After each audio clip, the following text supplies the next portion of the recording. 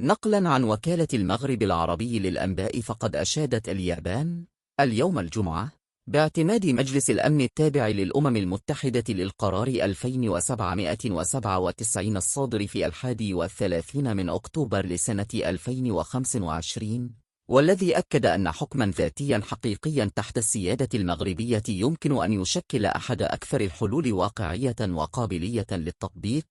معلنة عزمها العمل وفق هذا التوجه على المستويين الدبلوماسي والاقتصادي.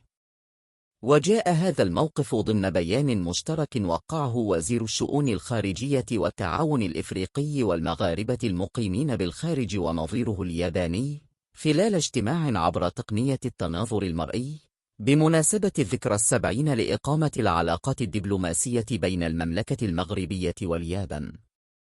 وأكد البيان المشترك أن اليابان عبرت عن دعمها للجهود التي يبذلها الأمين العام للأمم المتحدة ومبعوثه الشخصي بهدف تسهيل وقيادة المفاوضات على أساس المقترح المغربي للحكم الذاتي، بما يضمن التوصل إلى حل عادل ودائم ومتوافق عليه للنزاع.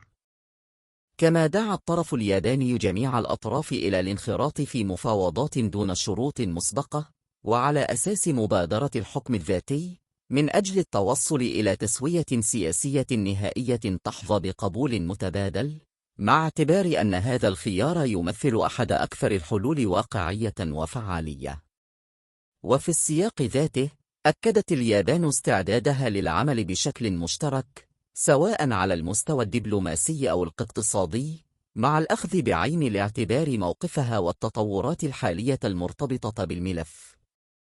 ويعد هذا الموقف الياباني تأكيدا جديدا على أهمية مبادرة الحكم الذاتي كحل للنزاع، وانضماما إلى توجه عدد من الدول الداعمة لهذا المقترح باعتباره أساسا لتسوية سياسية نهائية قائمة على التوافق والواقعية.